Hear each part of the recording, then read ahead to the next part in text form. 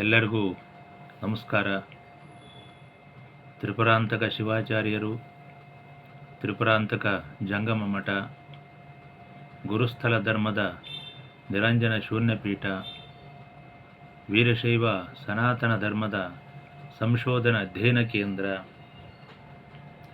ಮತ್ತು ವೀರಶೈವ ಸಂಸ್ಕೃತಿ ಪ್ರಸಾರ ಕೇಂದ್ರ, ಬೇಡ ಜಂಗಮ ಧರ್ಮಪೀಠ, ಈ ಒಂದು ನಮ್ಮ ಧರ್ಮಪೀಠದಿಂದ ಇವತ್ತಿನ ಧರ್ಮ ಪ್ರವಚನವನ್ನು ಆಲಿಸೋಣ.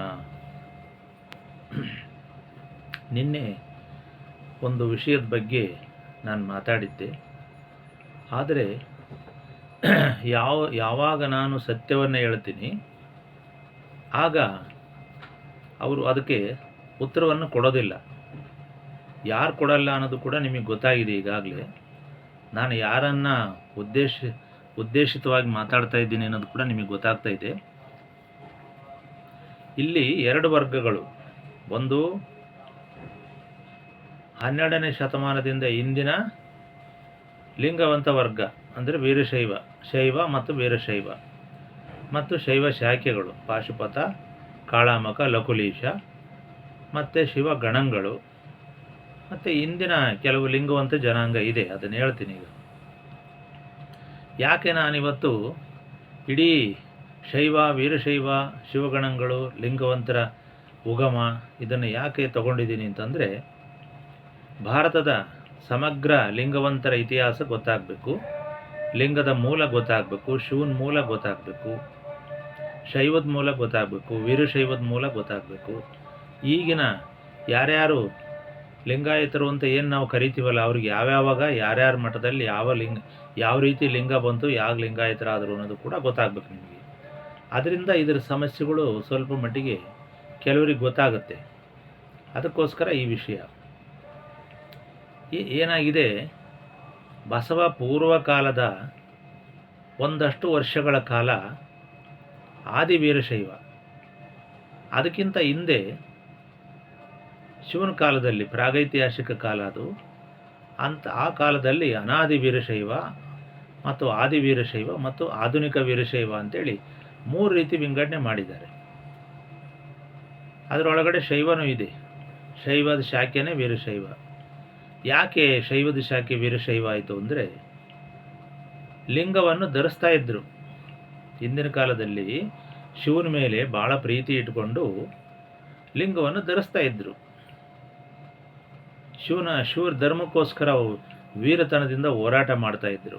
ಕತ್ತಿಯನ್ನು ಹಿಡ್ಕೊಂಡು ಯಾರಾದರೂ ಶೈವ ಧರ್ಮದ ಮೇಲೆ ಪ್ರಹಾರ ಮಾಡೋಕ್ಕೆ ಬಂದಾಗ, ಶೈವ ಧರ್ಮವನ್ನು ಕೆಡಿಸೋಕ್ಕೆ ಬಂದಾಗ ವೀರರಾಗಿ ಹೋರಾಟ ಮಾಡಿ ಶಿವನ ಧರ್ಮವನ್ನು ರಕ್ಷಣೆ ಮಾಡ್ತಾಯಿದ್ರು. ಅವರು ವೀರಶೈವರು. ಲಿಂಗವನ್ನು ಶಿವನ ಮೇಲಿನ ಭಕ್ತಿ ಸಂಕೇತವಾಗಿ ಲಿಂಗವನ್ನು ಧರಿಸ್ಕೊಂಡಿದ್ದರು. ಜಟೆಯಲ್ಲಿ, ಕೊರಳಲ್ಲಿ, ತೋಳಲ್ಲಿ, ಹೀಗೆ ಉತ್ತಮಾಂಗದಲ್ಲಿ ಇಷ್ಟಲಿಂಗವನ್ನು ಧರಿಸ್ತಕ್ಕಂಥ ಒಂದು ಕ್ರಮ ಯಾವಾಗಿಂದಲೂ ಇದೆ. ಆದರೆ ಈಗಿನ ಈ ಬಸವ ಭಕ್ತರು ಮತ್ತು ಇತ್ಯಾದಿ ಆಧುನಿಕ ವಿಚಾರವಾದಿಗಳು ಹೇಳೋದೇನೆಂದರೆ, ಬಸವಣ್ಣನಿಂದ ಲಿಂಗ ಹುಟ್ಟಿತು ಅಂತ. ಯಾವುದೋ ಒಂದು ವಚನದಲ್ಲಿ ಬಸವಣ್ಣನ ಉದರದಿಂದ ಲಿಂಗ ಹುಟ್ಟಿತು ಅಂತ ಹೇಳಿದ್ದಾರೆ. ಅದನ್ನು ಹಿಡ್ಕೊಂಡು ಇವರು ಬಸವಣ್ಣಿಂದ ಹುಟ್ಟುಬಿಡ್ತು ಅಂತೇಳಿ ಇದೊಂದು ದೊಡ್ಡ ಒಂದು ಪ್ರೊಪಗಾಂಡ. ಇದೊಂದು ದೊಡ್ಡ ಅಜೆಂಡಾ. ಇದು ಯಾವುದೇ ಕಾರಣಕ್ಕೂ ಸಾಧ್ಯವಿಲ್ಲ. ಬಸವಣ್ಣನೇ ಸಂಗಮೇಶ್ವರ ಪುತ್ರ ಅಂತ ಹೇಳಲ್ಪಟ್ಟಿದ್ದಾನೆ. ಚೌಡದಾನಪುರ ಶಾಸನದಲ್ಲಿ ಬಸವಣ್ಣ ಸಂಗಮೇಶ್ವರ ಪುತ್ರ ಅಂತ. ಸಂಗಮೇಶ್ವರ ಗುರುಗಳಿಂದ ಉಪದೇಶನೂ ತಗೊಂಡಿದ್ದಾನೆ, ವಿದ್ಯೆನೂ ಕಲ್ತಿದ್ದಾನೆ, ಜಾತವೇದ ಮುನಿಗಳಿಂದ ಸಂಸ್ಕಾರವನ್ನು ಪಡೆದಿದ್ದಾನೆ. ಅವರು ವಿದ್ಯಾಗುರುಗಳಾದರೆ ಇವರು ದೀಕ್ಷಾ ಗುರುಗಳು. ಹೀಗೆ ಬಸವಣ್ಣ ಬೆಳೆದಿದ್ದಾನೆ. ಮನೆ ಬಿಟ್ಟು ಬಂದು ಸಂಗಮದಲ್ಲಿ ಅವರು ಮಠದಲ್ಲೇ ಇದ್ದು ಓದಿದ್ದಾನೆ. ಅಲ್ಲಿರ್ತಕ್ಕಂಥ ಸಂಗಮೇಶ್ವರ ದೇವಸ್ಥಾನವನ್ನು ಕೂಡ ಪೂಜೆ ಮಾಡಿದ್ದಾನೆ. ಒಟ್ಟಾರೆಯಾಗಿ ಹಳೆಯ ವೀರಶೈವ ಏನಿತ್ತೋ ಅದರಿಂದ ಸಂಸ್ಕಾರಗೊಂಡು ಬಸವಣ್ಣ ತನ್ನ ಜೀವನವನ್ನು ರೂಢಿಸಿಕೊಂಡಿದ್ದಾನೆ. ಅಲ್ಲಿ ಸಂಗಮೇಶ್ವರ ಅಪ್ಪಣ್ಣಗಳು ಅಂತ ಏನು ಅವರ ಗುರುಗಳಿದ್ದರೋ, ಅವರು ವೇದಾಗಮ ಉಪನಿಷತ್ತುಗಳ ಪಾಠ ಅವಾಗಿದ್ದಿದ್ದೇ ಆ ಪಾಠ. ಈಗಿನಂತೆ ಏನು ಬೇರೆ ಲೌಕಿಕ ಪಾಠಗಳಲ್ಲ. ಅದನ್ನೆಲ್ಲ ಕಲಿತು ಆಮೇಲೆ ಅವರು ಮಾಂಡೋಕ್ಯ ಉಪನಿಷತ್ತು ಅಂತ ಒಂದಿದೆ. ಅದರಲ್ಲಿ ವೀರಶೈವರ ನಿರಾಕಾರ ಇಷ್ಟಲಿಂಗದ ಕಲ್ಪನೆ ಇತ್ತು ಅಂತೇಳಿ ಅದರಲ್ಲಿ ಕೊಟ್ಟಿದ್ದಾರೆ. ಅದನ್ನು ನಿನ್ನೆ ನಾನು ಹಾಕಿದ್ದೀನಿ. ಯಾರು ಓದ್ತಾರೋ ಯಾರು ಬಿಡ್ತಾರೋ ಗೊತ್ತಿಲ್ಲ, ಅವ್ರ ಹಣೆ ಬರ. ಅಂತೂ ಅವ್ರ ಯೋಗ್ಯತೆ ನಮಗೆಲ್ಲ ಗೊತ್ತಾಯಿತೆ. ನಾನಂತೂ ಎಲ್ಲರಿಗೂ ಫೋನ್ ಮಾಡಿ ಈಗಿನ ದೊಡ್ಡ ದೊಡ್ಡ ಸಂಶೋಧಕರಿಗೆಲ್ಲ ವಿಚಾರಿಸಿದಾಗ ಅವ್ರಿಗೆ ಕುರುಬರ ಇತಿಹಾಸನೂ ಗೊತ್ತಿಲ್ಲ, ಲಿಂಗವಂತದ್ದು ಗೊತ್ತಿಲ್ಲ, ಯಾವುದೂ ಗೊತ್ತಿಲ್ಲ. ಚಿತ್ರದುರ್ಗದ ಡಾಕ್ಟರ್ ಬಿ ರಾಜಶೇಖರಪ್ಪನ ಅಂತವ್ರ ಹತ್ರ ಅವ್ರಿಗೂ ಕೂಡ ಫೋನ್ ಮಾಡಿ ನಾನು ಈ ವಿಷಯವನ್ನು ಹೇಳಿದಾಗ, ಇಲ್ಲ ನಾನು ಶಾಸನಗಳನ್ನು ಬಿಟ್ಟರೆ ಮತ್ಯಾವುದು ನಾನು ಅಧ್ಯಯನ ಮಾಡಿಲ್ಲ ಅಂತ ಅವರು ಕ್ಲಿಯರ್ ಕಟ್ಟಾಗಿ ಹೇಳಿದರು. ಅರೆ ಮತ್ತು ಇದೆಲ್ಲ ಸುಮ್ಮನೆ ಇವರು ಕಲ್ಪಿಸ್ಕೊಂಡು ಮಾಡ್ತಾ ಇದ್ದಾರಲ್ಲ ಮತ್ತೆ ಅಂತ ಅಂದ್ಬಿಟ್ಟು ನಾನು ಅವರನ್ನು ಮುರುಘಾ ಮಠದ್ದು, ಸಿರಿಗೆರೆ ಮಠದ್ದು ಮತ್ತು ಇನ್ನೂ ಕೆಲವು ವಿಷಯಗಳನ್ನೆಲ್ಲ ಕೇಳಿದಾಗ ಅವರು ಇತಿಹಾಸದ ಕಡೆ ಜಾಸ್ತಿ ಹೋಗಿಲ್ಲ ಅಂತ ಗೊತ್ತಾಯಿತು. ಸರಿ, ಇನ್ನೂ ಕೆಲವರು ಬಸವರಾಜ ತೋಲಹಳ್ಳಿಯವ್ರನ್ನೂ ಕೇಳಿದಾಗ ಅವ್ರಿಗೂ ಕೂಡ ಕುರುಬರ ಒಂದು ಇತಿಹಾಸದ ಬಗ್ಗೆ ಅವ್ರಿಗೂ ಗೊಂದಲ ಇದೆ. ಹೀಗಾಗಿ ನಾನು ಇನ್ಯಾರನ್ನು ಕೇಳೋದು ಅಂತೇಳಿ ಸುಮ್ಮನೆ ಕೇಳಿ, ನನಗಂತೂ ಗೊತ್ತಿದೆ ಕುರುಬರ ಇತಿಹಾಸ ಯಾವುದು, ವೀರಶೈವರ ಇತಿಹಾಸ ಯಾವುದು, ಈಗಿನ ಲಿಂಗವಂತರಲ್ಲಿ ಸಾದರು, ಬಣಜಿಗರು, ಕುಂಚಿಟಿಗರು, ನೊಳಂಬರು ಅವ್ರಿಗೆಲ್ಲ ಯಾವ್ಯಾವ ಕಾಲದಲ್ಲಿ ಲಿಂಗ ಆಯಿತು ಅಂತ ನನಗೆ ಚೆನ್ನಾಗಿ ಗೊತ್ತಿದೆ. ಆದರೂ ಕೂಡ ಕೇಳಬೇಕಾಗಿತ್ತು. ಅವ್ರು ಯಾರಿಂದಲೂ ಕೂಡ ಸರಿಯಾದ ಉತ್ತರಗಳು ಬರಲಿಲ್ಲ. ಇದು ಅಂತೂ ಕ್ಲಿಯರ್ ಕಟ್ ಇದು. ಅದಕ್ಕೋಸ್ಕರ ನನಗಂತೂ ಸ್ವಚ್ಛವಾಗಿ ಗೊತ್ತಾಗಿದೆ, ಎಲ್ಲ ಚರಿತ್ರೆಗಳು ಗೊತ್ತಾಗಿದೆ. ಆದರೆ ಏನಾಗಿದೆ ಅಂದರೆ ಇವತ್ತು ಏನಾದರೂ ಮಾಡಿ ಸನಾತನ ಧರ್ಮವನ್ನು ಇಲ್ಲದಂಗೆ ಮಾಡಬೇಕು, ಅದು ಒಂದನೇದು. ಅದಕ್ಕೆ ಏನು ಮಾಡಬೇಕು, ವೀರಶೈವ ಜಂಗಮರನ್ನ ಲಿಂಗಾಯತರ ಸಂಧಿಗೆ ಹಾಕ್ಕೊಂಬಿಡ್ಬೇಕು. ಎಲ್ಲ ಚಟ್ನಿ ರುಬ್ತಾರಲ್ಲ ಹಂಗೆ ಎಲ್ಲ ಸೇರಿಸಿ ಒಂದು ಚಟ್ನಿ ಅಂತ ಮಾಡ್ಬೇಕು ಅವರು. ಆ ಚಟ್ನಿನೇ ಲಿಂಗಾಯತ. ಅಲ್ಲಿ ವೀರಶೈವ, ಪಂಚಮಸಾಲಿ, ಬಣಜಿಗ ಇನ್ನೊಂದು ಇಲ್ಲ. ಅಲ್ಲಿ ಅವರವರ ಮೂಲ ಕುಲಗಳಿಲ್ಲ, ಜಂಗಮ ಇಲ್ಲ, ಶೈವ ಇಲ್ಲ, ಪಾಶುಪತ, ಕಾಳಮುಖ, ಲಾಕುಲಿಶ ಆ ಜಂಗಮರ ಮೂಲ ಇಲ್ಲ, ಆಚಾರ್ಯ ಪರಂಪರೆ ಇಲ್ಲ, ವೀರಶೈವ ಇಲ್ಲ, ಯಾವುದೂ ಇಲ್ಲ, ಶಿವಗಣಗಳ ಪರಂಪರೆ ಇಲ್ಲ. ಅಲ್ಲೇನು ಬೇಕು ಅವರಿಗೆ, ಲಿಂಗಾಯತ ಅದೊಂದು ಬೇಕಾಗಿದೆ. ಇಷ್ಟಕ್ಕೋಸ್ಕರ ಏನು ಮಾಡ್ತಿದ್ದಾರೆ, ಎಲ್ಲರನ್ನೂ ರುಬ್ಬಿಬಿಟ್ಟು ಲಿಂಗಾಯತ ಅಂತ ಅದರೊಳಗೆ ಸೇರಿಸ್ಕೊಂಡು ಜಂಗಮರನ್ನೂ ಲಿಂಗಾಯತ ಅಂತ ಮಾಡಿ, ಸಾಮಾನ್ಯ ಲಿಂಗಾಯತರು ಯಾರು ಬೇಕಾದ್ರೂ ಈಗ ಬಂದರೂ ಲಿಂಗ ಕೊಡ್ತೀವಿ, ಬೇರೆ ಜಾತಿಯರು ಬಂದರೂ ಅವ್ರಿಗೆ ಮಾಂಸಾಹಾರ ಬಿಡಿಸಿ ಲಿಂಗ ಕೊಡ್ತೀವಿ. ಅದು ಹಿಂದಿನಿಂದ ಬಂದೈತಿ. ಯಾಕಂದರೆ ಬ್ರಾಹ್ಮಣರಿಗೆ ಲಿಂಗ ಕೊಟ್ಟಿರೋರು ವೀರಶೈವ ಜಂಗಮರು ಅಂದರೆ, ಇನ್ನು ನೀವು ಹೇಳ್ತಾರೆ ಜಂಗಮರು ಕುರುಬರು ಅಂತ ಹೇಳ್ತಾರೆ. ಇವ್ರಿಗೆ ಏನಾರು ಸ್ವಲ್ಪನಾರು ಬುದ್ಧಿಶಕ್ತಿ, ಇತಿಹಾಸ ಪ್ರಜ್ಞೆ, ಅಧ್ಯಯನ ಇದೆಯಾ ಅಂತಂದರೆ ಖಂಡಿತ ಇಲ್ಲ. ಬ್ರಾಹ್ಮಣರಿಗೆ ಲಿಂಗ ಕೊಟ್ಟಿದ್ದೀವಿ, 3 ವರ್ಷ ಪರೀಕ್ಷೆ ಮಾಡಿ ಕೊಟ್ಟಿದ್ದೀವಿ, ಏಕಾಏಕಿ ಕೊಟ್ಟಿಲ್ಲ. ಇವತ್ತಿನಂಗೆ ಕಂಡರಿಗೆ ಕರೆದು ಲಿಂಗ ಕೊಟ್ಟು ಕಾವೇ ಹಾಕಿಲ್ಲ. ಅವತ್ತು ಭಾಳ ಸ್ಟ್ರಿಕ್ಟಾಗಿ ಮಾಡಿದ್ದಾರೆ. ಇವೆಲ್ಲ ಆಧಾರಗಳು ಸಾಕಷ್ಟಿದ್ದಾವೆ. ಆಮೇಲೆ ಇವತ್ತಿಗೂ ಕೂಡ ಬ್ರಾಹ್ಮಣರು ಜಂಗಮರು ಅಂತಂದರೆ ಬಹಳ ಪೂಜ್ಯ ಭಾವನೆಯಿಂದ ಕಾಣ್ತಾರೆ. ಏನೋ ಅವರು ಶೂದ್ರ ಅದು ಇದು ಅಂತಕ್ಕಂಥ ಶೂದ್ರ ಮುಂಡೆದೆ ಅಂತ ಅವ್ರಿಗೊಂದು ರೂಢಿ ಇರೋದ್ರಿಂದ ಅದನ್ನು ಹೇಳ್ತಾರೆ. ಬಿಟ್ಟರೆ ಅವ್ರಿಗೆ ಗೊತ್ತಿದೆ ಯಾವ್ಯಾವ ಜನಾಂಗ ಏನೇನು ಅನ್ನೋದು ಗೊತ್ತಿದೆ. ಅವ್ರಿಗೂ ಕೆಲವರು ಬ್ರಾಹ್ಮಣರಿಗೆ ಇದು ವೀರಶೈವ ಹಳೇದು ಅನ್ನೋದು ಗೊತ್ತಿದೆ. ಇನ್ನು ಕೆಲವು ಬ್ರಾಹ್ಮಣರಿಗೆ ಇದು ಲಿಂಗಾಯತ ಅಂತ ಪಾಪ ಅವ್ರಿಗೆ ಕೆಲವು ಗೊತ್ತಿಲ್ಲ. ಅದೇ ರೀತಿ ಜಂಗಮರಿಗೇ ತಮ್ಮ ಮೂಲ ಗೊತ್ತಿಲ್ಲ.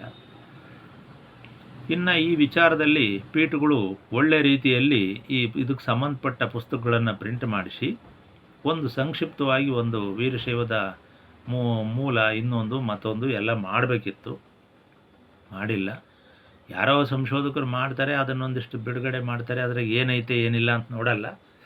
ಅದ್ರಾಗ ಏನು ಉಪ್ಪಿದ್ರೇನು ಉಳಿಲ್ದಿದ್ರೇನು ಒಟ್ಟಿನಲ್ಲಿ ಅವರು ಟಸ್ಸೆ ಒತ್ತಿ ಪುಸ್ತಕಗಳು ಬಿಡುಗಡೆ ಆಗ್ತವೆ.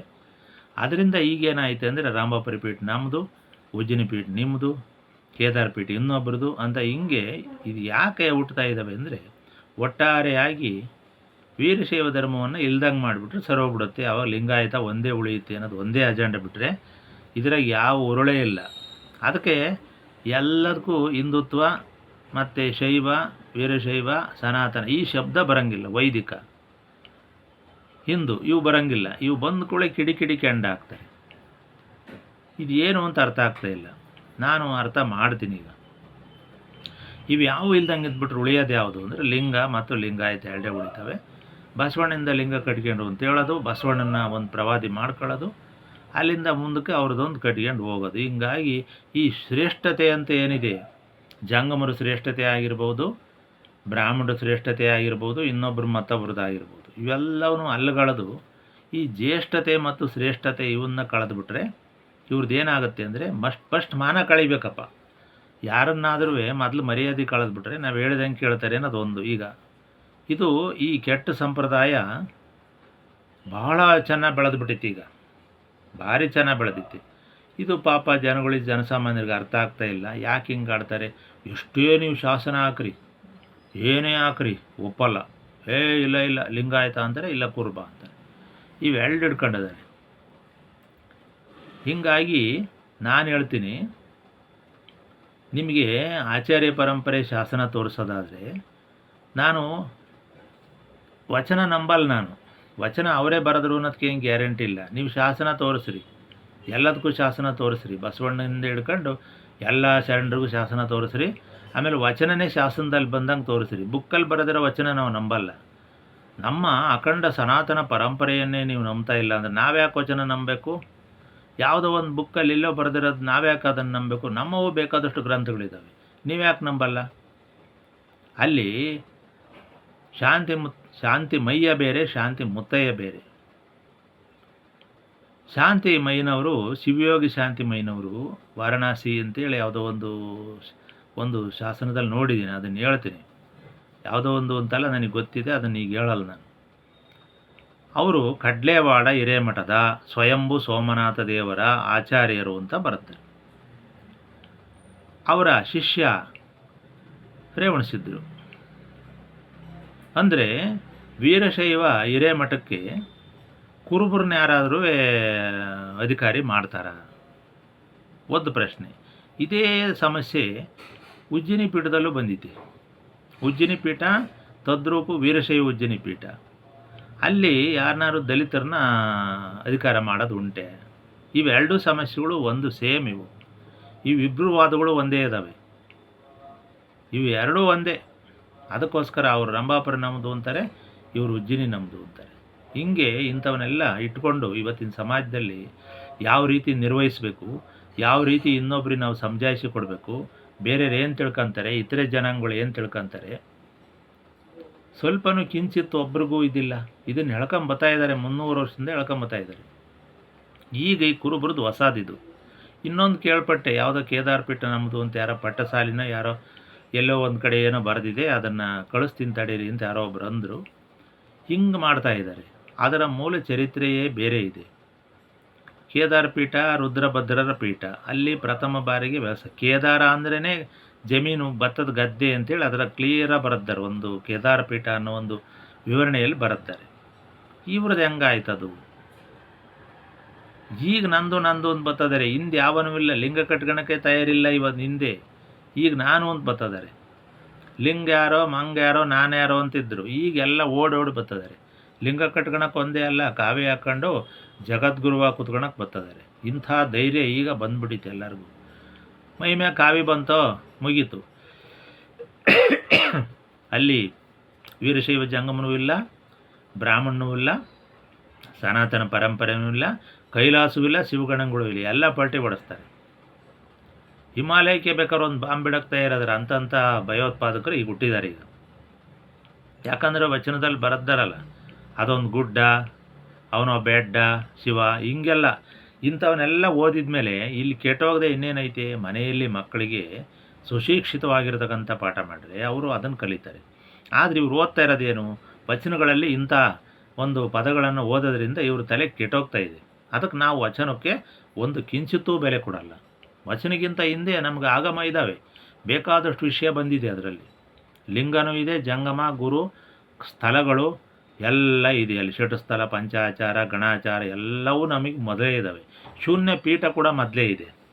ಶೂನ್ಯ ಹುಟ್ಟಿದ್ದೇ ಶಿವನಿಂದ ಬಂತು ಅಂತಂದಮೇಲೆ ನಾವ್ಯಾಕೆ ಆ ಶೂನ್ಯ ಪೀಠವನ್ನು ಬೇರೆಯವ್ರಿಗೆ ಬಿಟ್ಕೊಡ್ತೀವಿ? ಅಲ್ಲಮ ಪ್ರಭುಗೆ ನಾವು ಬಿಟ್ಕೊಡಕ್ಕೆ ಹೋಗಲ್ಲ, ನಮ್ಮದು ನಾವೇ ಇಟ್ಕೊಂತೀವಿ. ನೀವು ಕಾಲ್ಪನಿಕವಾಗಿ ಅಲ್ಲಮ ಪ್ರಭುಗೆ ಶಿವನಿಂದ ಬಂತು ಶೂನ್ಯ ಪೀಠ ಅಂತ ಹೇಳೋದಾದರೆ, ನಾವು ಬೇರೆ ನೀವು ಬೇರೆ ಅಂತ ಅನ್ನೋದಾದರೆ, ನಾವ್ಯಾಕೆ ನಮ್ಮ ಕೈಲಾಸ ಶೂನ್ಯ ಪೀಠ ನಿಮಗೆ ಬಿಟ್ಕೊಡ್ತೀವಿ? ಅದನ್ನು ನಾವೇ ಇಟ್ಕೊತೀವಿ. ನೀವು ಬೇಕಾದರೆ ಅಲ್ಲಮ ಮತ್ತು ಶೂನ್ಯ ಪೀಠ ಅಂತ ಇಟ್ಕೊಳ್ರಿ. ಅದಕ್ಕೆ ನಾವು ಪ್ರತ್ಯೇಕ ಜಂಗಮರದು ಒಂದು ಸ್ವತಂತ್ರ ಒಂದು ಸಂಸ್ಕೃತಿಯಾಗಿ ಬೆಳಿಬೇಕು. ಯಾಕಂದರೆ ಅದು ಈಗಿನ ಬ್ರಾಹ್ಮಣರಿಗಿಂತ ವೈದಿಕರಿಗಿಂತ ಸನಾತನ ಪೂರ್ವದ್ದು, ಅದಕ್ಕಿಂತ ಪೂರ್ವಕಾಲದ್ದು ಸಂಸ್ಕೃತಿ ಅನ್ನೋದು ನಮಗೆ ಗೊತ್ತಿದೆ. ಅದನ್ನು ಉಳಿಸ್ಕೊಂತೀವಿ. ನಿಮ್ಮ ಹೇಳ್ದಂಗೆ ನೀವು ಯಾವುದೋ ನಿಮ್ಮ ಅಜೆಂಡಕ್ಕೆ ಬಲಿಯಾಗಿ ನಾವು ಲಿಂಗಾಯತರೊಳಗೆ ಸೇರ್ಕೊಂಡು ನಾವು ಲಿಂಗಾಯತರು ಅಂತ ಕರೆಸ್ಕೊಳ್ಳೋದು ಇಲ್ಲ. ಲಿಂಗ ಆಯ್ತಾ ಹೋಯ್ತಾ ಅಂತಲೂ ನಾವು ಅನ್ನಲ್ಲ. ನಮ್ದು ಏನಿದ್ರು ವೀರಶೈವನೇ. ಶೈವ ಇತ್ತು, ವೀರಶೈವರಾಗಿದ್ದೀವಿ ಅಷ್ಟೇ ನಾವು. ಲಿಂಗ ನಮಗಿದೆ. ಲಿಂಗ ಆಯ್ತಾ ಅಂತ ಏನು ನಮಗೇನಿಲ್ಲ. ಅದಕ್ಕೋಸ್ಕರ ನಾವು ಪ್ರತ್ಯೇಕ ವೀರಶೈವ ಸಂಸ್ಕೃತಿಯಾಗಿ ಜಂಗಮ ಸಂಸ್ಕೃತಿಯಾಗಿ ಇರ್ತೀವಿ ವಿನಃ ಗುರುಸ್ಥಳ ಜಂಗಮರಾಗಿ ಗುರುಗಳಾಗಿ ಆಚಾರ್ಯ ಪರಂಪರೆಯನ್ನು ವೃದ್ಧಿಸ್ಕೊಂಡು ಹೋಗ್ತೀವಿ ಬಿಟ್ಟರೆ ಯಾವುದೇ ಕಾರಣಕ್ಕೂ ನೀವು ಹೇಳದಂಥ ಪುಂಗಿಗಳನ್ನು ನಾವು ಬಾರ್ಸಕ್ಕೆ ಹೋಗಲ್ಲ. ನಿಮ್ಮ ಪುಂಗಿಗೆ ನಾವು ಎಡೆ ಎತ್ತೋದೂ ಇಲ್ಲ. ಇದು ಭಾಳ ಕ್ಲಿಯರ್. ಅದಕ್ಕೋಸ್ಕರ ನಾನು ಇವತ್ತು ಲಿಂಗ ಧರ್ಮ ಹೇಗೆ ಹುಟ್ಟಿತು ಅಂತಕ್ಕಂಥದ್ದನ್ನು ಹೇಳ್ತೀನಿ. ಲಿಂಗ ಹುಟ್ಟಿದ್ದು ಕೈಲಾಸದಲ್ಲಿ ಸನಾತನ ಕಾಲದಲ್ಲಿ. ಆ ಲಿಂಗ ಯಾವುದು ಅಂದರೆ ಶಿವ. ಶಿವನಿಂದ ಹುಟ್ಟಿತು. ಲಿಂಗ ಅಂದರೆ ಏನು? ಪ್ರಪಂಚದ ಎಲ್ಲ ಜೀವಿಗಳ ಮೂಲವೇ ಲಿಂಗ. ಅದು ಮೂಲ ಯೋನಿ ಮತ್ತು ಲಿಂಗ. ಅದರಲ್ಲಿ ಯೋನಿನೂ ಇದೆ, ಲಿಂಗನೂ ಇದೆ. ಇದು ಯೋನಿ ಅಂತಂದರೆ ಈ ಪಾಸಿಟಿವ್ ಮತ್ತು ನೆಗೆಟಿವ್ ಏನು ಪರವಸ್ತುಗಳಿದ್ದಾವೋ ಜಗತ್ತಿನ ಮೂಲ ಜೀವಿಗಳ ಒಂದು ಹುಟ್ಟುವಿಕೆಗೆ ಯಾವ ರೀತಿಯ ಒಂದು ನಾಂದಿ ಹಾಡ್ತೋ, ಯಾವುದು ಮೂಲ ಇದೆಯೋ, ಈ ಸೃಷ್ಟಿಯ ಪ್ರೇರಣೆ ಯಾವ ರೀತಿ ಆಯಿತು ಅಂತಕ್ಕಂಥದ್ದು ಯಾರಿಗೂ ಕೂಡ ಇವತ್ತು ಗೊತ್ತಿಲ್ಲ. ಅದನ್ನು ನಾವು ಲಿಂಗದ ಒಂದು ಪರಿಕಲ್ಪನೆಯನ್ನು ಈ ರೀತಿಯಾಗಿ ಮೊದಲ ಜೀವಿ ಯಾವುದು ಹುಟ್ಟುತ್ತೋ ಅದು ಚೈತನ್ಯ. ಯಾಕಂದರೆ ಮುಂಚೆ ಜಡ ಇತ್ತು. 5 ಪಂಚಪ್ರಕೃತಿಗಳನ್ನು ನಾವು ಜಡ ಅಂತ ಕರೆದು ಅದರೊಳಗಡೆ ಮೊದಲ ಜೀವಿ ಯಾವುದು ಹುಟ್ಟುತ್ತೋ ಅದು ಜಂಗಮ ಅಂತ ನಾವು ಕರೆದಿದ್ದೀವಿ. ಆ ಜಂಗಮವನ್ನು ನಾವು ಶಿವನಿಗೆ ಆರೋಪಣೆ ಮಾಡಿದ್ದೀವಿ. ಅಲ್ಲಿ ಶಿವಯೋಗಿಗಳ ಪರಂಪರೆಯನ್ನು ಆರೋಪಣೆ ಮಾಡಿಕೊಂಡು ಅಲ್ಲಿಂದ ಮುಂದಕ್ಕೆ ನಾವು ಶಿವಯೋಗ ಪರಂಪರೆಯನ್ನು ಧ್ಯಾನ ಪರಂಪರೆಯನ್ನು ರೂಢಿಸ್ಕೊಂಡು ಆಚಾರ್ಯ ಪರಂಪರೆಯಾಗಿ ಬಂದಿದ್ದೀವಿ. ಆ ಶಿವನ ಧರ್ಮವನ್ನು ಈ ವೀರಭದ್ರ, ನಂದಿ, ಭೃಂಗಿ, ಋಷಭಸ್ಕಂದರು ನಡೆಸ್ಕೊಂಬಂದಿದ್ದಾರೆ. ಆಗ ಮೊದಲು ಇದ್ದಂಥ ಜನಾಂಗಗಳು ಯಾವುವು ಅಂತಂದರೆ ನಾಗ ಜನಾಂಗ ಅಂತಿದೆ. ನಾಗ ಅಂದರೆ ಸೂಕ್ಷ್ಮ ಶರೀರ. ಸೂಕ್ಷ್ಮ ಶರೀರವೇ ನಾಗ, ನಾಗರಾವಲ್ಲ. ನಾಗರಾವ್ ನೋಡಿದ ಕೂಡ ಹೇಗೆ ಮೈ ಜುಮ್ ಅನ್ನುತ್ತೋ ಹಂಗೆ ನಮ್ಮದು ಒಂದು ಪ್ರಜ್ಞಾಪಾತಳಿ. ನಾಗರಾವ್ ನೋಡಿದ ಕೂಡ ಏನಂದ್ರೆ ಮೈ ಜುಮ್ ಅಂತ ಅಂದ್ಬಿಟ್ಟು ಸೂಕ್ಷ್ಮ ಶರೀರ ಜಾಗೃತವಾಗುತ್ತೆ. ಅದಕ್ಕೋಸ್ಕರ ನಾವು ನಾಗರಾವನ್ನು ಆರಾಧನೆಯಲ್ಲಿ ಬಳಸ್ಕೊಂಬಂದಿದ್ದೀವಿ ಹಿಂದಿನಿಂದ, ನಾಗಾರಾಧನೆ. ಮತ್ತು ಅವ್ರನ್ನ ಮೊದಲಿರ್ತಕ್ಕಂಥ ಜನಾಂಗವನ್ನು ನಾಗ ಜನಾಂಗ ಅಂತಲೇ ಕರೆದುಬಿಟ್ಟಿದ್ದಾರೆ. ಇದಕ್ಕೆಲ್ಲ ಬಹಳ ವೈಜ್ಞಾನಿಕವಾಗಿರ್ತಕ್ಕಂಥ ವಿಶ್ಲೇಷಣೆ ಇದ್ದಾವೆ. ಅದಕ್ಕೋಸ್ಕರ ಇಲ್ಲಿ ನಾಗ ಅಂತಕ್ಕಂಥದ್ದು ಈ ದೇಶದ ಪ್ರಥಮ ಜನಾಂಗ. ಅವ್ರನ್ನ ಪಣಿಗಳು ಅಂತ ಕರೆದಿದ್ದಾರೆ. ಮತ್ತು ನಂತರದ ಕಾಲದಲ್ಲಿ ಈ ಆರ್ಯ ದ್ರಾವಿಡ ಸಂಘರ್ಷಗಳು ನಡೆದ ನಂತರ ಒಂದು ಮಿಶ್ರ ಜನಾಂಗ ಉತ್ಪತ್ತಿಯಾಗಿದೆ. ಅವರನ್ನು ನಾವು ರುದ್ರ ಜನಾಂಗ ಅಥವಾ ವೃಷಭ ಜನಾಂಗ ಅಂತ ಕರೆದಿದ್ದೀವಿ. ರುದ್ರ ಪಾಶುಪತ ಹಿಂಗೆಲ್ಲ ಕರೆದಿದ್ದಾರೆ. ಆ ರುದ್ರ ಪಾಶುಪತದಲ್ಲಿ ಜೈನ ಬೌದ್ಧ ಧರ್ಮಗಳು ಕೂಡ ಹುಟ್ಟಿದ್ದಾವೆ ನಂತರದಲ್ಲಿ. ಆದರೆ ಇದು ಶೈವ ಧರ್ಮವೇ ಎಲ್ಲವಕ್ಕೂ ಮೂಲ. ಹೀಗಾಗಿ ಇದರ ಅಧ್ಯಯನ ಪುಸ್ತಕದಿಂದ ಕ್ಲೀನಾಗಿ ಚೆನ್ನಾಗಿ ಓದಿ ಮನದಟ್ಟು ಮಾಡ್ಕೊಂಡು ಮಸ್ತಕಕ್ಕೆ ಬರಬೇಕಿತ್ತು. ಆದರೆ ಏನೂ ಗೊತ್ತಿಲ್ಲದಲೇ ವೀರಶೈವ ಜಂಗಮರನೇ ಕುರುಬರು ಅಂತ ಹೇಳೋದು, ಪಂಚಪೀಠವೇ ನಮ್ಮದು ಅಂತ ಹೇಳೋದು, ಇಂಥ ಒಂದು ಆಕ್ರಮಣಕಾರಿ ಪ್ರವೃತ್ತಿಗಳು ಈಗ ಬೆಳೆದಿರೋದ್ರಿಂದ ನಾವಾದರೂ ಬಹಳ ಕ್ರುದ್ಧರಾಗಿ ಬಹಳ ಕೋಪ ಬಂದು ಇಂಥ ಒಂದು ವಿಷಯಗಳನ್ನು, ಮೂಲಭೂತ ವಿಷಯಗಳನ್ನು ಹೇಳಲೇಬೇಕಾಗಿದೆ. ಹೇಳದಿದ್ರೆ ವಿಧಿಯಿಲ್ಲ. ಯಾಕಂದರೆ ಲಿಂಗ ಬಸವಣ್ಣಿಂದ ಹುಟ್ಟು ಅಂತಂದರೆ ಯಾರು ಅದನ್ನು ಒಪ್ತಕ್ಕಂಥವ್ರು? ಹಿಂದಿನ ಸಾಕಷ್ಟು ಆಧಾರಗಳಿದ್ದರೂ ಕೂಡ ಚಿತ್ರಗಳೇ ಇದ್ದಾವೆ, ಶಿಲ್ಪಗಳೇ ಇದ್ದಾವೆ. ಅಂಥವನ್ನು ಬಿಟ್ಟು ಅದೇ ಬೇರೆ ಲಿಂಗ, ಇದೇ ಬೇರೆ ಲಿಂಗ, ಕೇವಲ ಅದರ ಮೇಲೆ ಚಿದ್ರಸವನ್ನು, ಕಂತೆಯನ್ನು ಮಾತ್ರ ಬಿಡಿದ್ದಾರೆ. ಇನ್ನು ಇರ್ತಕ್ಕಂಥ ಲಿಂಗ ಅದೇ ಇದೆ. ಎಲ್ಲ ಇಷ್ಟಲಿಂಗದೊಳಗಡೆ ಅದೇ ಇದೆ. ಮತ್ತು ಎಲ್ಲ ಆಗಮಗಳಲ್ಲೂ ಕೂಡ ಇಷ್ಟಲಿಂಗದ ವಿಷಯಗಳು ಬಂದಿದ್ದಾವೆ. ಆದ್ದರಿಂದ ಈ ಪಣಿ ಜನಾಂಗ ಅಂತಕ್ಕಂಥದ್ದು ಬಹಳ ಮೂಲ ಜನಾಂಗ. ಅದು ನಾಗ ಜನಾಂಗ. ಅದರಲ್ಲಿ ಬ್ರಹ್ಮ ಜನಾಂಗ ಅಂದರೆ ಈಗಿನ ಜೈನರು ಇದ್ದಾರೆ, ವಿಶ್ವಕರ್ಮರು ಇದ್ದಾರೆ, ಮತ್ತು ವೀರಶೈವ ಜಂಗಮರು ಇದ್ದಾರೆ. ಇವರೆಲ್ಲ ಇದ್ದಾರೆ ಅಲ್ಲಿ. ಇವರೇ ಒಂದು 3 ಜನಾಂಗಗಳು ಬಹಳ ಆದಿ ಜನಾಂಗಗಳು. ಆ ನಂತರದಲ್ಲಿ ಆರ್ಯರು ಬಂದಿದ್ದಾರೆ, ವೈದಿಕ ಬ್ರಾಹ್ಮಣರು ಬಂದಿದ್ದಾರೆ. ಆಗ ಇವರಿಗೆ ಬ್ರಾಹ್ಮಣ ಅನ್ನೋ ಪದ ಇತ್ತೋ ಇಲ್ವೋ ನಮಗೆ ಗೊತ್ತಿಲ್ಲ. ಒಟ್ಟಿನಲ್ಲಿ ಬ್ರಹ್ಮ ಜನಾಂಗ ಅಂತ ನನಗೆ ಗೊತ್ತಿದೆ. ಬ್ರಹ್ಮ ಅಂದರೆ ಬ್ರಹ್ಮಾಂಡ ಅಂದರೆ ಅವರು ಕೂಡ ಒಂದು ಹಳೆ ಜನಾಂಗ ಅಂತ ಇದರೊಳಗಡೆ ಸೇರಿಕೊಂಡಿದ್ದಾರೆ. ಹೀಗಾಗಿ ಏನಾಯಿತು, ಅವ್ರಿಗೂ ಕೂಡ ಲಿಂಗ ಬಂತು. ಯಾಕಂದರೆ ಈ ದೇಶ ಇದು ಲಿಂಗ ದೇಶ. ಈಗಲೂ ಕೂಡ ಈ ತ್ರಿಲಿಂಗ ದೇಶ ಅಂತಿದೆ. ಆಂಧ್ರ ಪ್ರಾಂತದಲ್ಲಿ ತ್ರಿಲಿಂಗ ದೇಶ, ತೆಲುಗು ದೇಶ ಅಂತ ಏನು ಕರಿತೀವಿ, ಆ ತೆಲುಗು ಅನ್ನೋ ಪದ ತ್ರಿಲಿಂಗ ಅಂತಕ್ಕಂಥ ಶಬ್ದದಿಂದ ಬಂದಿತ್ತು. ಆ 3 ಪ್ರಾಂತ್ಯಗಳಿದ್ದಾವೆ ತ್ರಿಲಿಂಗ ದೇಶ. ಅದು ಹೀಗೆ ಇದು ಲಿಂಗ ದೇಶ. ಲಿಂಗ ಬಿಟ್ಟು ಈ ಜಗತ್ತಿನಲ್ಲಿ ಏನೂ ಇಲ್ಲ. ಮತ್ತು ಪ್ರಪಂಚದಾದ್ಯಂತ ಕೂಡ ಲಿಂಗ ಇದ್ದಾವೆ, ಶಿವಲಿಂಗ. ಇದೆಲ್ಲವನ್ನು ಪ್ರತಿದಿನ ಹೇಳಿದರೂ ಕೂಡ ನೀವು ಅದೇ ಬುಡುಬುಡುಕಿ ಬಾರಿಸಿದರೆ ನಾವು ಯಾವ ರೀತಿ ನಿಮ್ಗೆ ಹೇಳ್ಬೇಕು? ಈ ನಾಗ ಜನಾಂಗ ಮತ್ತು ಪಣಿ ಜನಾಂಗ ಅಂತಿದ್ದಾರೆ, ಆ ರುದ್ರ ಜನಾಂಗ ಇದ್ದಾರೆ, ಮೊರತರಿದ್ದಾರೆ. ರುದ್ರಪುತ್ರರು ಮೊರತರು ಅಂತ ಹೇಳಿದ್ದಾರೆ. TN ಮಲ್ಲಪ್ಪನವರ ವೀರಶೈವದ ಉಗಮ ಪ್ರಗತಿ ಪ್ರಸಾರ ಅಂತಕ್ಕಂಥ ಪುಸ್ತಕದಲ್ಲಿ ಬಹಳ ಆಗಮಗಳನ್ನು ಆಳವಾಗಿ ಅಧ್ಯಯನ ಮಾಡಿ ಅವರು ಬರೆದಿದ್ದಾರೆ. ಡಾಕ್ಟರ್ ಜಚನಿಯವರು ಕೂಡ ರೇಣುಕಾಚಾರ್ಯರ ಪರಂಪರೆ ಬಗ್ಗೆ ವೀರಾಗಮವನ್ನು ಅಧ್ಯಯನ ಮಾಡಿ ಅವರು ಕೂಡ ಬರೆದಿದ್ದಾರೆ. ಇಂಥ ಹಳೆಯ ಪುಸ್ತಕಗಳು ಸಾಕಷ್ಟು ಇದ್ದಾವೆ. ಇದರಲ್ಲಿ ವೀರಶೈವ ಪದಗಳು ಬಂದವೆ, ಮಾಹೇಶ್ವರ ಬಂದವೆ. ಇಲ್ಲಿ ಏನು ಹೇಳಿದ್ದಾರೆ, ವೀರಶೈವ ಬೇರೆ ಮಾಹೇಶ್ವರ ಬೇರೆ ಅಂತಕ್ಕಂಥದ್ದನ್ನು ಒಂದು ಸ್ವಲ್ಪ ಮಟ್ಟಿಗೆ ವ್ಯತ್ಯಾಸ ಮಾಡಿ ಹೇಳಿದ್ದಾರೆ. ಈ ಮಾಹೇಶ್ವರರಲ್ಲಿ ಸ್ವಲ್ಪ ಕರ್ಮಕಾಂಡಗಳು ಇದ್ದು ಅಂತಕ್ಕಂಥ ಸೂಚನೆ ಬಂದಿದೆ ಹಿಂದೆ. ಇನ್ನು ವೀರಶೈವರೇ ಬೇರೆ ಅಂತಕ್ಕಂಥದ್ದು ನಮಗೆ ಗೊತ್ತಾಗುತ್ತೆ. ಒಟ್ಟಾರೆಯಾಗಿ ವೀರ ಮಾಹೇಶ್ವರರು ಅಂತ ಅವೆರಡೂ ಸೇರಿಸಿ ಅವರು ಅದನ್ನು ಅನುಮೋದನೆ ಮಾಡಿ ಎಲ್ಲ ಗ್ರಂಥಗಳಲ್ಲಿ ಬಿಟ್ಟುಬಿಟ್ಟಿದ್ದಾರೆ. ವೀರ ಮಾಹೇಶ್ವರರು ಅಂತಂದರೆ ವೀರಶೈವರು. ಅವರು ವೀರರು ಅಂದರೆ ವೀರಶೈವರು.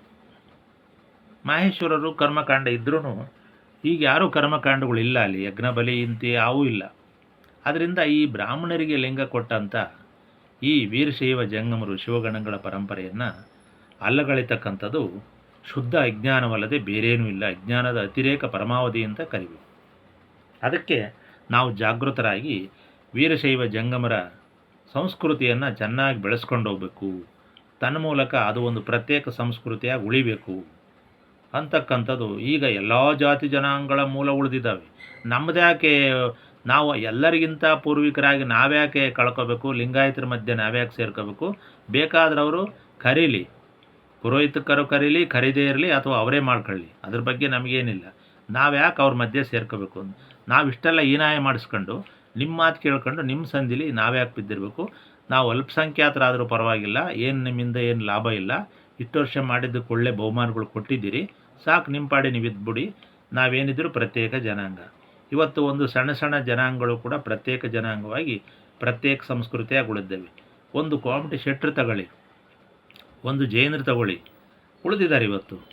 ಅವ್ರಿಗೊಂದು ಪ್ರತ್ಯೇಕ ಧರ್ಮ ಆಗಿದೆ. ವೀರಶೈವ ಧರ್ಮ ಪ್ರತ್ಯೇಕ ಧರ್ಮ. ಲಿಂಗಾಯತಕ್ಕಿಂತ ವೀರಶೈವವೇ ಪ್ರತ್ಯೇಕ ಧರ್ಮ. ನನ್ನ ವಾದ ಆಗಿರ್ಬೋದು, ಎಲ್ಲರ ಆಧಾರಗಳ ಸಮೇತ ಹೇಳ್ತಕ್ಕಂಥ ವಾದ ಏನಾರು ಇದ್ದರೆ ಅದು ವೀರಶೈವ ಅಂತ. ಲಿಂಗ ಯಾರಿಗೆ ಬೇಕಾದ್ರೂ ಕೊಡ್ಬೋದು, ಅವನು ಲಿಂಗಾಯತ ಆಗ್ತಾನೆ. ಲಿಂಗವನ್ನು ಆಯತ ಮಾಡಿಕೊಂಡ್ರೆ ಲಿಂಗಾಯತ ಆಗ್ತಾನೆ. ಇದು ನಮಗೆ ಪ್ರಧಾನ ಅಲ್ಲ, ನಮಗೆ ವೀರಶೈವವೇ ಪ್ರಧಾನ. ಅದರಿಂದ ಈ ಲಿಂಗಿಗಳು, ಹಳೆಯ ಲಿಂಗಿಗಳು ಇಷ್ಟು ಜನ ಇದ್ದರು. ಆ ನಂತರದ ಕಾಲದಲ್ಲಿ ಈ ಜೈನ ಮತ್ತು ಬೌದ್ಧ ವೀರಶೈವ ಸಮನ್ವಯದ ಒಂದು ಅಜೀವಿಕ ಪರಂಪರೆ ಇತ್ತು. ಅಲ್ಲಿಂದ ಮುಂದೆ ಅವು ಗೋಸಲ ಮಠಗಳು ಬಂದು, ಗೋಸಲ ಮಠದಲ್ಲಿ ಶೂನ್ಯ ಧ್ಯಾನ, ನಿರಂಜನ ಧ್ಯಾನ ಅಂತಕ್ಕಂಥ ಕಾನ್ಸೆಪ್ಟ್ ಇತ್ತು. ಇದು ಈಗಿನ ಉಜ್ಜಿನಿ ಪೀಠ ಮತ್ತು ಹರದನಹಳ್ಳಿ ಗೋಸಲ ಮಠ ಮತ್ತು ಸೊಗಲಗುಡ್ಡ ಮತ್ತು ಕೋಲಾರ ಜಿಲ್ಲೆಯ ಕೆಲವು ಇನ್ನೂ ಬೇರೆ ಬೇರೆ ಭಾಗಗಳಲ್ಲಿ ಇಂಥ ಅಜೀವಿಕರ ಸಂಪ್ರದಾಯ ಇತ್ತು ಅಂತಕ್ಕಂಥದ್ದು ಬೇಕಾದಷ್ಟು ಸಲ ಹೇಳಿದ್ದೀನಿ.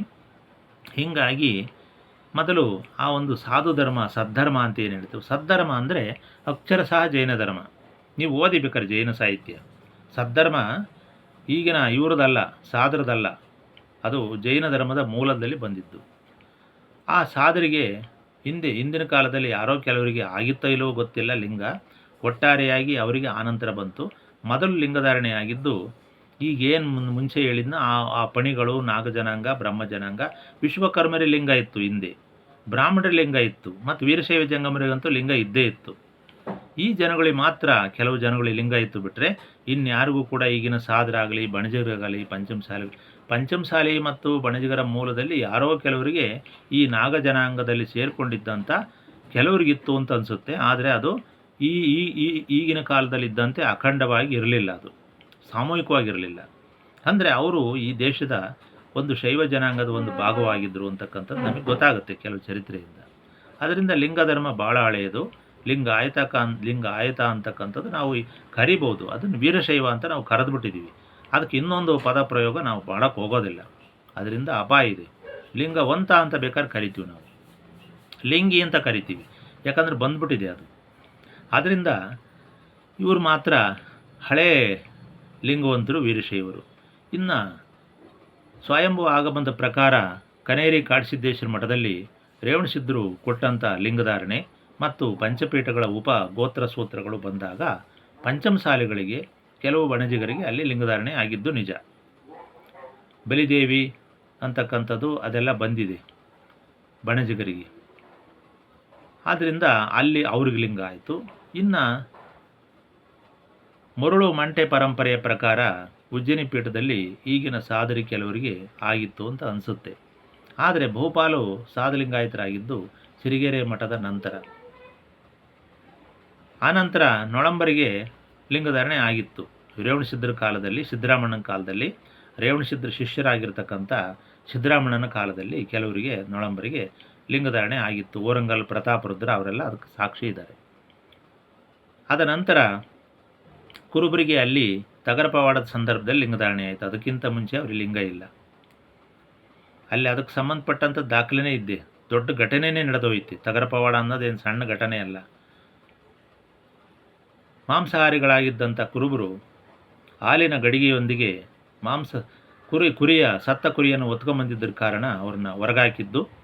ಮತ್ತು ರೇವಣಸಿದ್ಧರು ಬಂದು ಸಪೋರ್ಟ್ ಮಾಡಿ ಇವ್ರು ನಮ್ಮ ಶಿಷ್ಯರು, ಇವ್ರನ್ನ ಯಾಕೆ ಹೊರಗಾಕಿದ್ರಿ ಅಂತೇಳ್ಬಿಟ್ಟು ಇವ್ರನ್ನ ಅವರಿಗೆ ಲಿಂಗಧಾರಣೆಯನ್ನು ಮಾಡಿ ಮತ್ತು ಕಲ್ಯಾಣದೊಳಗೆ ಬಿಟ್ಕೊಂಡಿದ್ದು, ಲಿಂಗಧಾರಣೆ ಮಾಡಿದ್ದು, ಅವರಲ್ಲಿ 3-4 ಸಂಪ್ರದಾಯ ಹುಟ್ಟಾಕಿದ್ದು, ಅವರೆಲ್ಲರೂ ರೇವಣಸಿದ್ಧರ ಶಿಷ್ಯರಾಗಿರ್ತಕ್ಕಂಥದ್ದು ಇದೆಲ್ಲ ನಮಗೆ ಕಂಡುಬರುತ್ತೆ. ಇದು ಆವಾಗ. ಆ ನಂತರ ನೊಳಂಬರಿದಾಯಿತು. ಇನ್ಯಾರು ಉಳಿದ್ರು? ಕುಂಚಿಟಿಗರು ಅಂತ ಒಂದಿದೆ. ಕುಂಚಿಟಿಗರು ಕುರುಬ ಕುಲದ ಒಂದು ಉಪಜಾತಿ. ಅವರು ಕುರುಬರು ಕಂಬಳಿನೇ ಇದ್ದರೆ ಇವರು ಅದಕ್ಕೆ ಬಣ್ಣ ಹಾಕ್ತಾಯಿದ್ರು. ಕುಂಚಿಟಿಗ ಅಂದರೆ ಕುಂಚವನ್ನು ಹಿಡಿಗ ಅಂತ. ಅವರಿಗೆ ಚಿತ್ರದುರ್ಗ ಮುರುಘಾ ಮಠದ ಕಾಲದಲ್ಲಿ ಲಿಂಗಧಾರಣೆ ಆಯಿತು. ಇಷ್ಟು ಬಿಟ್ಟರೆ ಇನ್ಯಾರಿಗೂ ಲಿಂಗಧಾರಣೆ ಆಗಿಲ್ಲ. ಆದರೆ ಬ್ರಾಹ್ಮಣರಿಂದ ಹಿಡ್ಕೊಂಡು ಈಗಿನ ಎಲ್ಲ ವರ್ಗಕ್ಕೂ ಲಿಂಗ ಕೊಟ್ಟವರು ಹೀಗೆ ಬೇರೆ ಬೇರೆ ಪೀಠಗಳಿಂದ, ಬೇರೆ ಬೇರೆ ಪರಂಪರೆಯಿಂದ ಹೀಗೆ ಬಂತೆ ವಿನಃ ಇಲ್ಲಿ ಮೊದಲು ಯಾರಿಗೂ ಲಿಂಗಧಾರಣೆ ಇಲ್ಲ. ಮೊದಲ ಲಿಂಗಿಗಳು ಯಾರಂತಂದರೆ ವೀರಶೈವ ಜಂಗಮರು. ಆ ನಂತರ ಅವರ ಶಿಷ್ಯರಾಗಿರ್ತಕ್ಕಂಥ ಪಣಿಗಳು, ಬ್ರಹ್ಮಜನಾಂಗ, ರುದ್ರರು, ಮೊರತರು. ಆ ರುದ್ರ ಮೊರತರಲ್ಲಿ ಬರ್ತಕ್ಕಂಥವರೇ ಈ ಬ್ರಾಹ್ಮಣರು, ವೈದಿಕ ಬ್ರಾಹ್ಮಣರು. ಇವರಿಗೆ ವೀರಶೈವ ಜಂಗಮರಿಂದಲೇ ಲಿಂಗಧಾರಣೆ ಆಯಿತು. ಅದಕ್ಕೋಸ್ಕರ ಇವತ್ತು ಕೂಡ ಶಿಗ್ಗಾವಿ ಮಠದಲ್ಲಿ, ಶಿಗ್ಗಾವಿಯಲ್ಲಿ 200 ಮನೆ ಬ್ರಾಹ್ಮಣರಲ್ಲಿ 100 ಮನೆ ಸ್ಮಾರತರು ಶಂಕರಾಚಾರ್ಯ ಸಂಪ್ರದಾಯದವರು. ಒಂದು ವಾರ ಮೊದಲೇ ಬಂದು ವೀರಶೈವ ಜಂಗಮರ ಹಿರೇಮಠಕ್ಕೆ ಬಂದು ಅವ್ರ ಪಾದಕ್ಕೆ ನಮಸ್ಕಾರ ಮಾಡಿ ಭಿನ್ನ ಹಾಕಿ ನಮ್ಮ ಮನೆಗೆ ಪೂಜೆ ಬರಬೇಕು ಅಂತ ವಿಧಿವತ್ತಾಗಿ ಕರ್ಕೊಂಡೋಗಿ ಅವರ ಪಾದಪೂಜೆ ಮಾಡಿ ದಕ್ಷಿಣೆ ಕೊಟ್ಟು ತಾಂಬೂಲ ಕೊಟ್ಟು ಗೌರವದಿಂದ ಕಳಿಸ್ತಕ್ಕಂಥ ಸಂಪ್ರದಾಯ ಈಗಲೂ ಇದೆ.